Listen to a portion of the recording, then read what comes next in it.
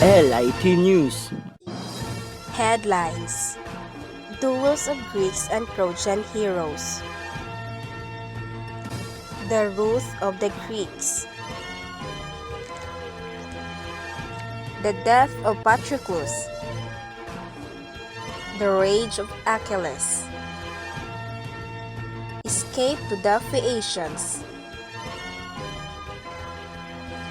Odysseus account his adventure.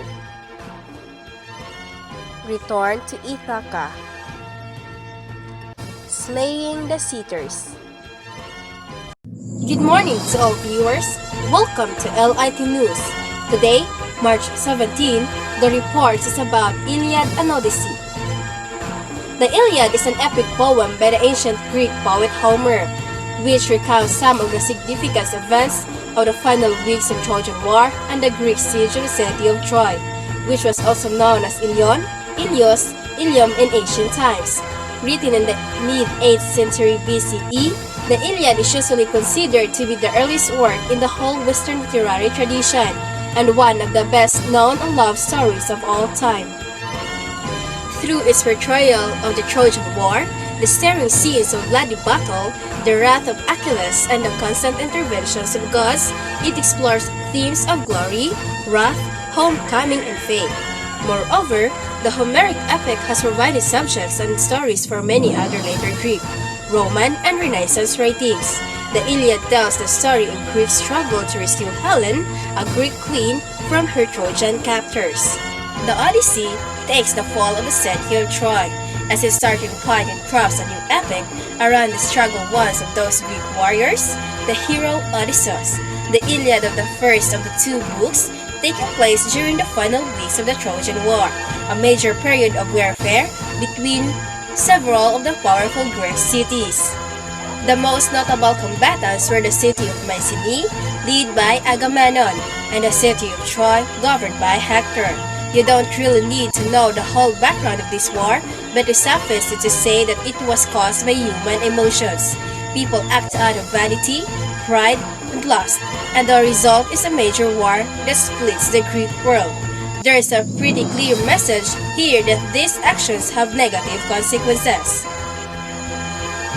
For more information, let's hear the reports of Real John Cartesiano. Hi everyone, this is Real John Cartesiano. I am the news reporter to this breaking news. The story covered in the Iliad begins nearly 10 years into the siege of Troy by the Greek forces, led by Agamemnon, the king of Mycenae. The Greeks are quarreling about whether or not to return Chryses, a Trojan captive of King Agamemnon, to her father Chryses, a priest of Apollo. Agamemnon wins the argument and refuses to give her up the threatens to ransom the girl to her father. In turn, Chryses pleads Apollo to help him, so the open god plagues the Greek camp with a pestilence. At the warrior hero Achilles ordered the Greek soldier force Agamemnon to return Chryses in order to appease Apollo and end the pestilence. But when Agamemnon eventually reluctantly agrees to give her back, he takes in their stead Chryses, Achilles' own war prize, concubine, feeling dishonor Achilles wrathfully withdraws both himself and his Myrmidon warriors from Trojan War. Testing the loyalty of the remaining Greeks, Agamemnon pretends to order them to abandon the war. But Odysseus encouraged the Greeks to pursue the fight during a brief truce in the hostilities between Trojan and the Greek troops. Paris and Menelaus meet in the single combat over Helen, while she and the old king Priam of Troy watch from the city walls. Despite the goddess Aphrodite's intervention on behalf of the overmatched Paris, Menelaus wins. This is Real John Cartesiano, LIT News. To continue the story, let's hear the report of Danica Arellano. Good morning, this is Danica A. Arellano. I am the news reporter with this breaking news. Despite the goddess Aphrodite's intervention on behalf of the overmatched Paris, Menelaus wins. After the fight is over, the goddess Athena, who favors the Greek, provokes the Trojans to break the truce, and another battle begins. During the new fight, the Greek hero Eumetis, strengthened by Athena, obliterates the Trojans before him. However, In his blind arrogance and bloodlust, he strikes and injures Aphrodite. Meanwhile, in the Trojan castle, despite the misgiving of his wife, Andromache, the Trojan hero Hector, son of King Priam, challenged the Greek warrior hero Ajax to a single combat and is almost overcome in battle. Throughout everything in the background, the various gods and goddesses, particularly Hera, Athena, Apollo, and Poseidon, continue to argue among themselves and to manipulate and intervene in the war, despite Zeus' specific orders not to do so. Achilles steadfastly refuses to give in to pleas for help from Agamemnon, Odysseus, Ajax, Phoenix, and Nestor, declining the offered honors and riches. Even Agamemnon's belated offer to return Briseis to him. In the meantime, Diomedes and Odysseus sneak into the Trojan camp and wreak havoc. But with Achilles and his warriors out of battle, the tide appears to begin to turn in favor of the Trojans. Agamemnon is injured in a battle, and despite Ajax's efforts, Hector successfully breaches the fortified Greek camp, wounding Odysseus and Diomedes in the process, and threatens to set the Greek ships on fire. Patroclus convinces his friend and lover, Achilles, to dress in Achilles' own armor and lead to Myrmidons against the Trojans. The first two times Patroclus launches against the Trojans, he is successfully killing Sarpedon, son of Zeus who participated in the war. Intoxicated by his success, Patroclus forgets Achilles, warning to be careful, and pursues the fleeing Trojans to the wall of Troy. He would have been taken to the city were it not the actions of Apollo. Danica Arellano, LIT News.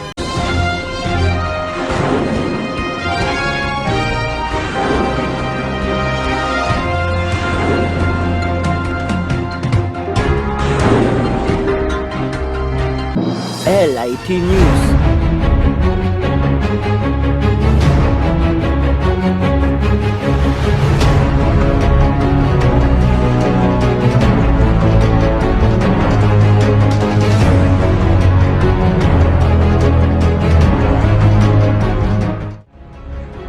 Who are you, soldier? Achilles, son of Peleus.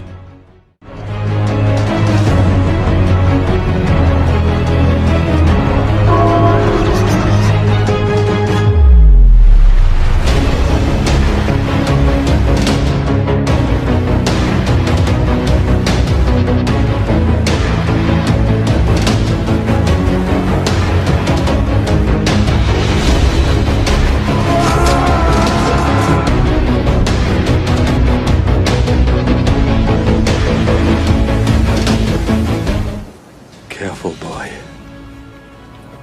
My mercy has limits. And I've seen the limits of your mercy. And I tell you now, no son of Troy will ever submit to a foreign ruler. Then every son of Troy shall die.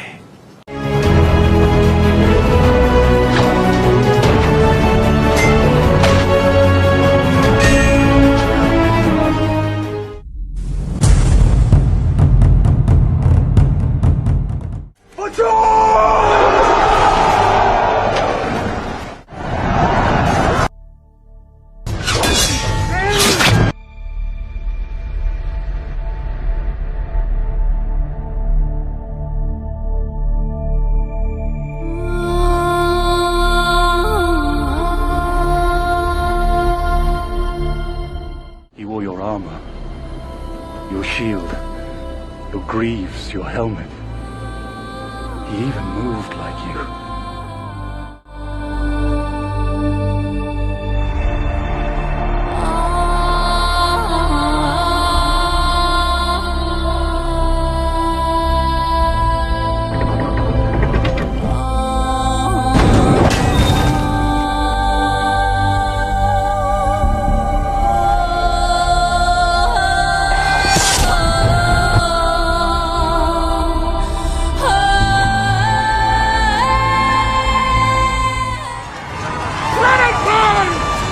Let Troy burn!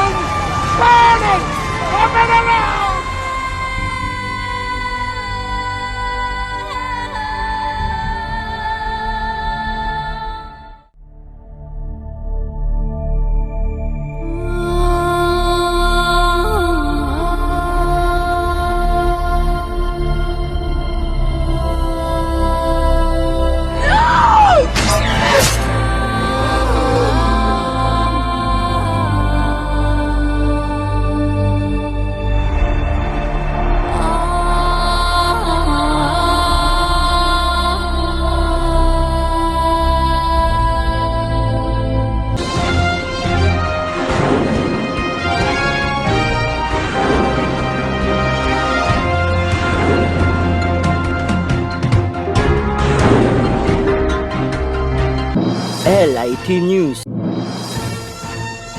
morning again. Now let's have the continuation of the report. What happened during the war? Let's hear updates from Shane Alcazar. The god of music and the sun is the first one to strike Patroclus.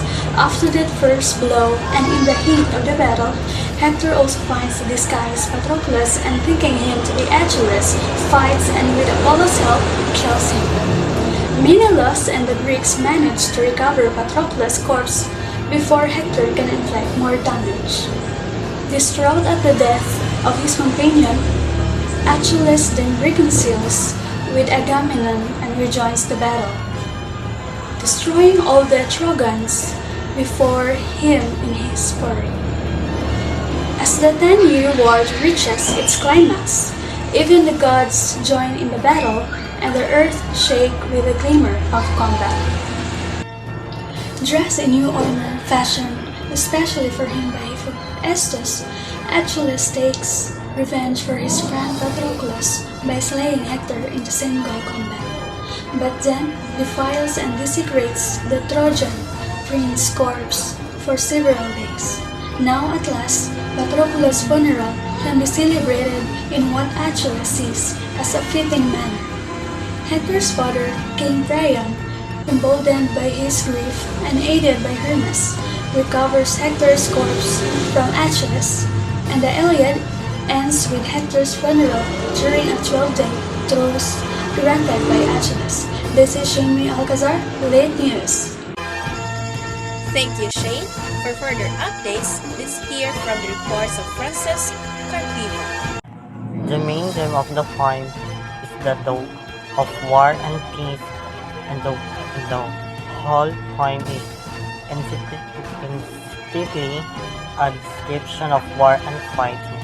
There is a sense of horror and crudity built into humorous effect, and yet this is a sense of heroism and glory that adds a glare to the fighting. Homer's appears both of a war and to glorify it. Frequently similar tale of the peacetime efforts back home in Greece and serve as contrast to the war, reminding us of human values that are destroyed by fighting as well as what it's worth fighting for.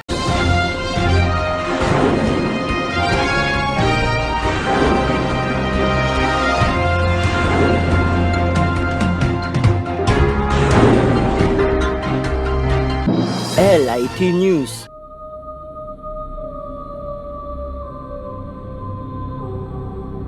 Nearly 3,000 years ago, the passion for one woman ignited the greatest battle ever fought, for love.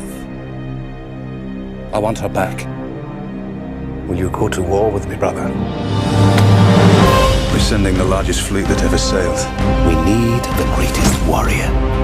Achilles can't be controlled. Be careful, King of Kings. First you need the victory. I won't ask you to fight my war. You already have. No son of Troy will ever submit to a foreign ruler. Then every son of Troy shall die. We will be together in this world or the next. Immortality!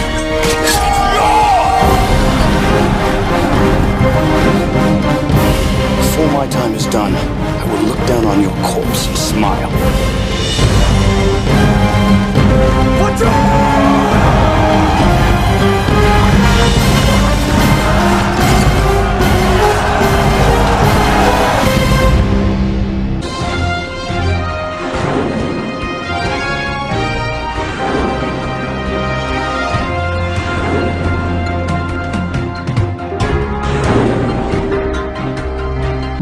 LIT News.